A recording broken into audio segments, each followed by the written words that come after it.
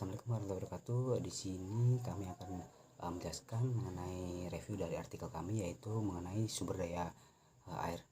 Di sini kami berasal dari kelompok 6 yang beranggotakan yang pertama Devi Wahyu Putri Anjar Sari dengan NIM akhir 12.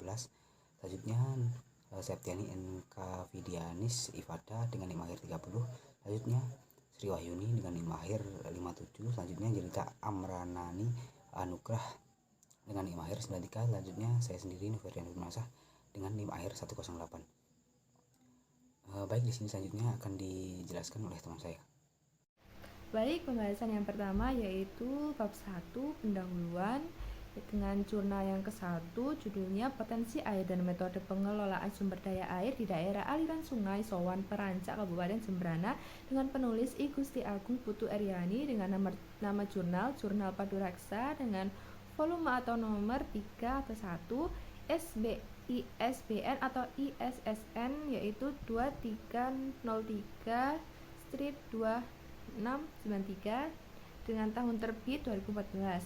Lalu untuk jurnal yang kedua dengan judul Pengaturan Hukum Pengelolaan Sumber Daya dengan penulis Angel, nama jurnal Paper Knowledge Towards a Media History of Document dengan volume atau nomor 3 atau 2 dengan ISBN atau ISSN yaitu 2356-1440 dengan tahun terbit 2014. Selanjutnya ringkasan review jurnal. Untuk jurnal 1 yang pertama, latar belakang masalah yang dikaji. Lahan yang berada di kawasan muara sungai di Bali saat ini sudah banyak yang beralih fungsi, terutama lahan pertanian yang berada di muara sungai Sowan, Kabupaten Jembrana. Pada saat ini sudah banyak berubah dari lahan pertanian menjadi bangunan yang mendukung kegiatan pariwisata.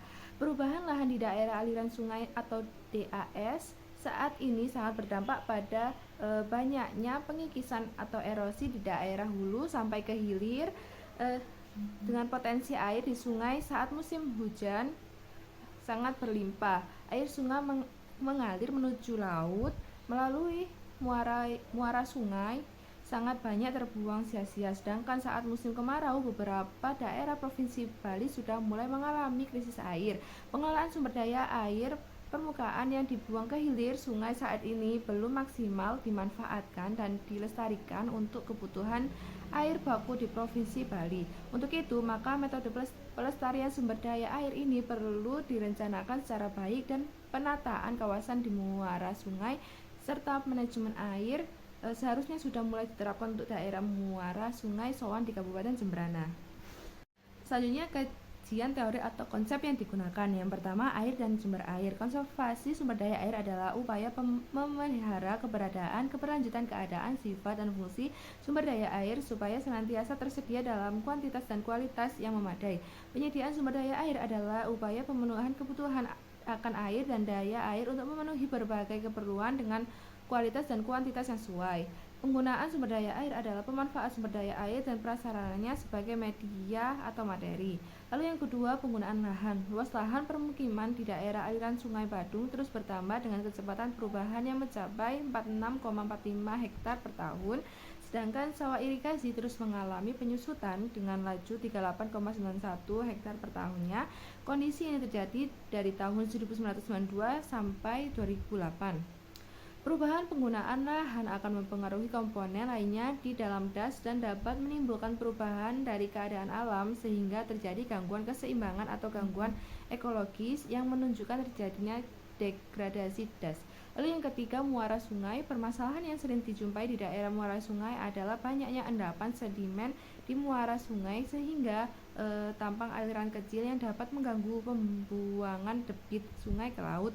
Ketidaklancaran pembuangan tersebut dapat mengakibatkan banjir di daerah sebelah hulu muara. Lalu yang ketiga, metode yang digunakan penelitian ini yaitu dengan menggunakan fenomenologi, yang dimana sesuai dengan prinsip pelestarian dari objek studi yang dikaitkan dengan sebuah sistem pengelolaan sumber daya air. Penelitian ini menggunakan perangkat lunak untuk alat analisis. Bahan penelitian berupa data primer yang langsung di lokasi penelitian, sedangkan untuk data sekunder relevan dari data 5 tahun terakhir. Lokasi penelitian ini di muara sungai Sowan yang lokasinya di Pantai Perancak, Kabupaten Jembrana, yang merupakan salah satu muara sungai yang ada di Bali dan juga dipergunakan untuk pelabuhan nelayan yang cukup ramai. Untuk mengumpulkan data di lapangan digunakan alat kuesioner yang berisi pertanyaan bebas atau terbuka. Selain pertanyaan normatif, beberapa alat yang termasuk perangkat keras adalah rolmeter, peta topografi, peta isoyet Bali, kertas melimeter, pulpen, penggaris, pensil, karet penghapus, perekam suara atau casete, dan kamera foto. Wabarakatuh. Nama saya Devi Ayu Putri Anjasari. Di sini saya akan membahas mengenai jurnal 2 yaitu judul Pengaturan Hukum Pengelolaan Sumber Daya Air, penulis Angel, nama jurnal Paper Knowledge Toward a Media History of Document, volume 3 nomor 2, ISBN atau ISNN 2356 sampai 1440. Penerbit tidak ada, tahun terbit 2014. Latar belakang masalah yang dikaji yaitu air merupakan sumber daya alam yang sangat berharga yang diberikan oleh Tuhan Yang Maha Esa bagi kelangsungan hidup manusia. Keberadaan sumber daya air harus dimanfaatkan sebaik-baiknya untuk memenuhi berbagai kebutuhan hidup, serta dijamin agar setiap orang mendapatkan haknya atas sumber daya alam tersebut. Pengelolaan sumber daya air adalah upaya merencanakan, melaksanakan, memantau, dan mengevaluasi penyelenggaraan konservasi sumber daya air, pendayagunaan sumber daya air, dan pengendalian daya rusak air. Yang pertama, pemanfaatan sumber daya air di daerah, termasuk di Kota Bandar Lampung, meliputi kebutuhan domestik penduduk, industri, pertanian, dan penggunaan lainnya. Secara kuantitas, kebutuhan air masih dapat dipenuhi dari cadangan yang ada. Praktik penyelenggaraan pengelolaan sumber daya air selama ini tujuan untuk memenuhi kebutuhan air bagi seluruh masyarakat masih jauh dari tercapai. Hal ini terjadi seiring dengan pesatnya pertambahan penduduk dan peningkatan kegiatan pembangunan, maka kebutuhan air juga akan semakin meningkat baik di daerah perkotaan maupun pedesaan. Yang kedua, hanya sebagian kecil masyarakat yang terpenuhi kebutuhan akan air bersih. Sementara bagi sebagian besar, air bersih merupakan barang langka dan mahal. Distribusi air ledeng yang tidak merata menyebabkan masyarakat lebih memilih membuat sumur bor sendiri, sehingga jumlah konsumen yang menggunakan sumber air tanah atau di luar PDAM semakin meningkat. Jumlah pengguna sumur bor yang meningkat di Kota Bandar Lampung mengakibatkan sumur gali atau air tanah dangkal yang sebagian besar dimiliki oleh masyarakat menengah ke bawah lebih cepat mengering pada musim kemarau, sehingga menyebabkan beberapa tempat sering mengalami kesulitan air bersih pada musim kemarau.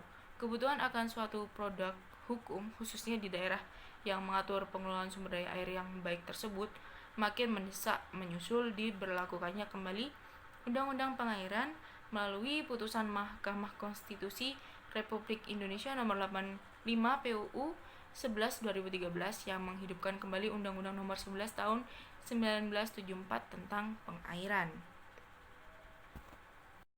Pada pembahasan yaitu jurnal 1 dengan judul Potensi Air dan Metode Pengelolaan Sumber Daya Air di Daerah Aliran Sungai Sowan, Perancak, Kabupaten Jembrana. Potensi sumber daya air di daerah aliran Sungai Sowan adalah sebesar 194,17 juta meter kubik. Total RKI-nya yang tersedia adalah 0,17 meter kubik per second atau per detik. Kondisi kualitas air lingkungan Muara Sowan di sepanjang pantai Perancak diperoleh data kualitas air sesuai kondisi lingkungan Bali. Dan nilai BOD pada tahun 2012 yaitu sebesar 10,61 mg per liter. Untuk kandungan COD-nya sebesar 16,47 mg. Kondisi lahan di Muara Sungai Sowan di cekungan Perancak Jembrana yaitu dengan luas 205.818 km persegi. Curah hujan di cekungan ini sekitar 1.900 mm per tahun.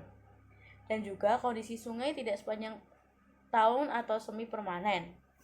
Karakteristik morfologi Muara Sungai Sowan atau Perancak dan sekitarnya dipengaruhi oleh pasang surut air laut. Kemiringan sungai di muara sungai sangat dangkal dan juga sedimen di muara sungai relatif besar. Saat musim hujan, kawasan tersebut kerap tergenang air.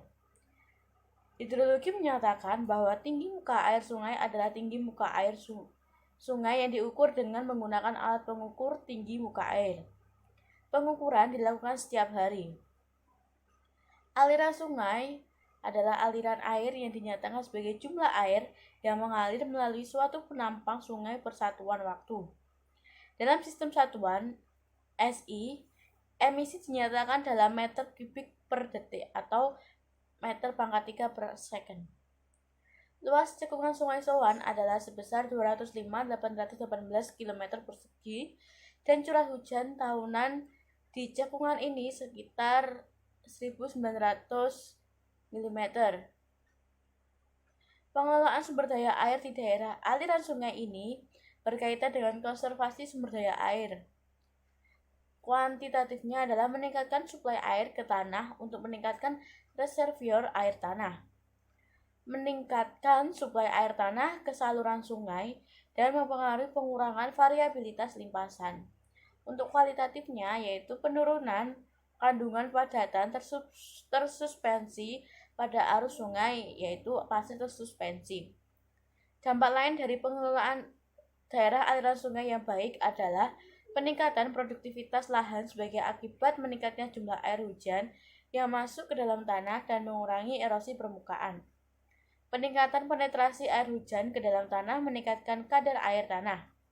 Selanjutnya, meningkatkan ketersediaan air dan meningkatkan proses dekomposisi dan dekomposisi regolit, batuan inang yang mengarah pada peningkatan mineral dan juga asupan mineral menyediakan nutrisi tanah yang dibutuhkan untuk pertumbuhan tanaman.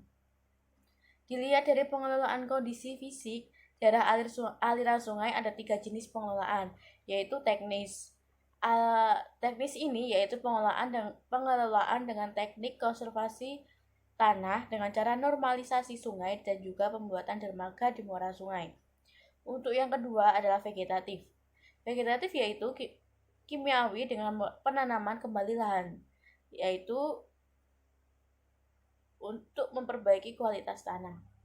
Pada dasarnya, kebijakan pengelolaan daerah aliran sungai atau DAS sangat penting untuk mengurangi dan juga mengelola masalah sumber daya air yang baik.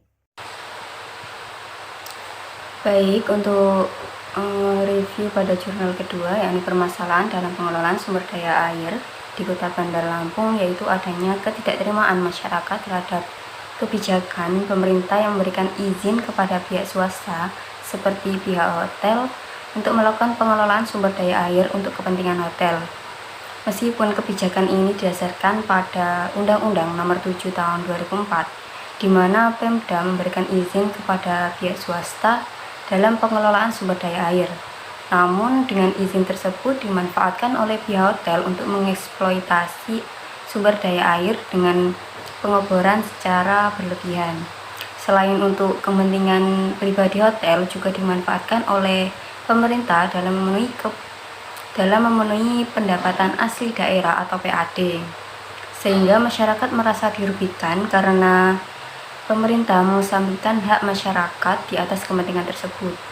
Peran masyarakat dalam pengelolaan sumber daya air juga secara eksplisit diatur dalam bab 11 tentang hak, kewajiban, dan peran serta masyarakat yang menyatakan bahwa masyarakat mempunyai kesempatan yang sama untuk berperan dalam proses perencanaan, pelaksanaan, dan pengawasan terhadap sumber daya air. Kemudian untuk evaluasi dari jurnal ini sendiri, penelitian ini tidak menguraikan metode penelitian sehingga dapat menyebabkan kebingungan bagi pembaca karena tidak diketahui dengan jelas metode dan teknik yang digunakan, terutama pada sumber-sumber yang digunakan sebagai rujukan. Selain itu, pada pembahasan jurnal, meskipun pemerintah telah memberikan izin sesuai dengan undang-undang yang ada, namun seharusnya pemerintah mempertimbangkan kebijakan tersebut tanpa melibatkan proses kapitalisme atau memberikan batasan-batasan kepada pihak swasta dalam mengelola sumber daya air, sehingga hak masyarakat tetap terpenuhi dan tujuan pemerintah dalam memenuhi PAD juga berjalan. Kebijakan yang tepat guna dan tepat sasaran akan jauh lebih baik karena tidak akan ada pihak-pihak yang merasa dirugikan. Selanjutnya akan dijelaskan oleh teman saya. Di sini saya akan menjelaskan mengenai kesimpulan. Di sini air merupakan sumber daya alam yang sangat berharga yang diberikan oleh Tuhan Yang Maha Esa untuk kelangsungan hidup manusia. keberadaan sumber daya air harus dimanfaatkan dengan sebaik-baiknya untuk memenuhi berbagai kebutuhan hidup dan terjamin agar setiap orang mendapatkan haknya atas sumber daya alam tersebut. Pengelolaan sumber daya air adalah upaya untuk merencanakan, melaksanakan, memantau, dan mengevaluasi pelaksanaan konservasi sumber daya air, pengelolaan sumber daya air, dan pengendalian daya rusak air. Pertumbuhan penduduk telah meningkatkan kebutuhan sandang, pangan, papan, air bersih, dan energi. Hal ini mengakibatkan semakin tingginya eksploitasi sumber daya alam dan cenderung mengabaikan aspek lingkungan. Eksploitasi sumber daya alam secara berlebihan akan berdampak pada menurunnya kelestarian sumber daya alam dan fungsi lingkungan. Kewenangan pemerintah daerah dalam pengelolaan sumber daya air diatur dalam pasal 16 Undang-Undang Nomor 7 Tahun 2014. Baik, selanjutnya untuk saran di sini, yang pertama, untuk meningkatkan kesadaran masyarakat agar peduli dan bertanggung jawab terhadap lingkungan hendaknya terus disosialisasikan. Yang kedua, untuk melihara lebar mulut muara sungai dari penutupan sedimen, hendaknya perlu dijadwalkan secara berkala agar dapat melaksanakan pengerukan sedimentasi di mulut muara sungai sehingga tidak terjadi banjir. Yang ketiga, pengelolaan sumber daya alam dan lingkungan secara nasional perlu untuk dijadikan dasar penentuan kebijaksanaan pemanfaatan serta perlindungan lingkungan hidup. Dan yang terakhir, yang keempat, ada baiknya pengaturan hukum pengelolaan lingkungan hidup menjadi fokus utama dalam upaya untuk mencegah terjadinya pencemaran dan atau perusakan lingkungan. Baik, terima kasih.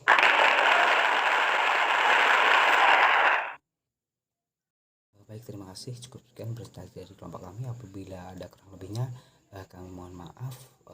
Terima kasih atas perhatiannya. Sampai jumpa di lain waktu. Assalamualaikum warahmatullahi wabarakatuh.